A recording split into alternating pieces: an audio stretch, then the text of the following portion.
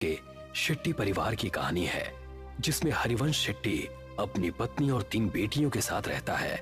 हरिवंश पेशे से इंजीनियर है और अपनी तीनों बेटियों को बहुत पढ़ा लिखा कर अपने पैरों पर खड़ा करना चाहता है।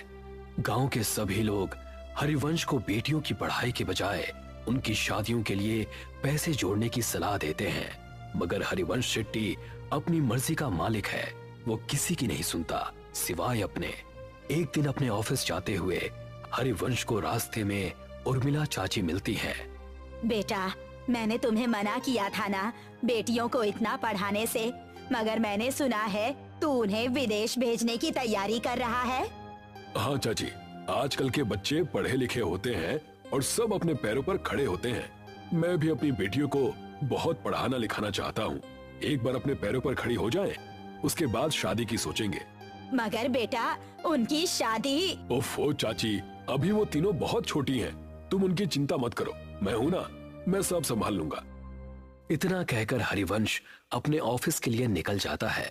उसके ऑफिस पहुंचते ही उसे खबर मिलती है कि गांव में भूकंप आया है और सब बर्बाद हो गया है। हरिवंश वापस घर पहुंचता है और देखता है कि उसका पूरा गांव बर्बाद हो गया है। अरे ये सब क्या हो गया? मैं तो लुट गया, बर्बाद हो गया। अब कैसे सब हो पाएगा? मेरी बेटियां कैसे विदेश जाएंगी और आगे की पढ़ाई करेंगी? अजी, नुकसान तो पूरे गांव का हुआ है, मगर भगवान की कृपा है कि हम में से किसी को कुछ नहीं हुआ। सभी लोग जल्दी से जल्दी गांव को खाली कर दो। सरकार ने कहा है यहाँ अभी और बड़े भूकंप आने वाले हैं। देखते ही देखते पूरा गांव नदी पार करने के लिए इकट्ठा हो जाता है। सभी नदी के किनारे खड़े जिट्टी का इंतजार करते हैं।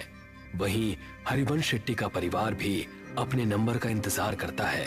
हरिवंश किसी सोच में डूबा है, तभी उसके कंधे पर कोई हाथ रखता है।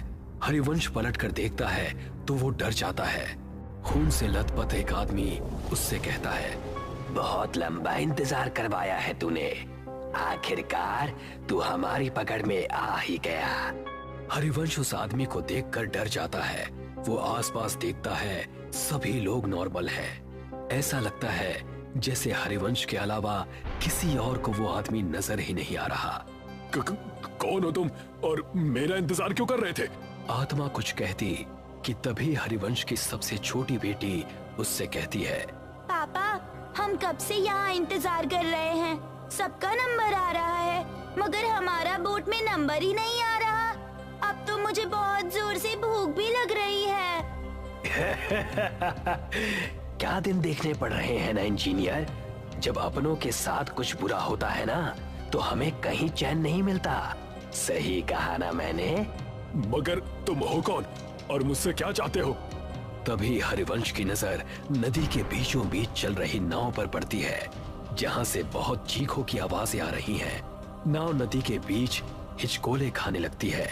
तभी हरिवंश की नजर नदी में कुछ आत्माओं पर पड़ती है, जो जेट्टी से कुछ लोगों को पानी में गिराने की कोशिश कर रहे हैं। जो आदमी नदी में गिरता जाता है, वो आत्माएं एक एक करके उनका गला मरोड़ती, तो कोई आत्मा किसी का खून पीती है। इतना भयानक मंजर देखकर हरिवंश मन में सोचता है, शायद इन आत्माओं को आदमियों से प्रॉब्लम है, इसीलिए ये सिर्फ आदमियों को मार रही हैं। अगर मैं मेरे परिवार के साथ गया तो ये मेरे साथ साथ उन्हें भी नुकसान पहुंचा सकती हैं, जो मैं बर्दाश्त नहीं कर सकता। इतना सोचते हुए हरिवंश वहां से उल्टा गांव की तरफ भागना शुरू करता है और उसके परिवार वाले उसे वापस आने को कहते हैं। अरे, वहाँ कहाँ जा रहे हैं आप? गांव में खतरा है, लौट आइए। हाँ पापा, वापस आ जाइए ना प्लीज। वहाँ मत जाइए ना पापा, वापस आ जाइए ना। मगर हरिवंश किसी की नहीं सुनता और गांव के अंदर भाग जाता है।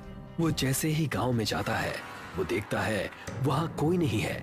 एकदम सन्नाटा छाया हुआ है। हरिवंश अपने उजड़े हुए गांव को चारों तरफ से देखता है। तभी उसे एक आत्मा उसकी ओर दौड़ती हुई नजर आती है। हरिवंश अपनी जान बचाकर वहां से भागता है। भागते भागते थक जाने के बाद हरिवंश एक सरकारी स्कूल की बिल्डिंग के बाहर बैठ जाता है।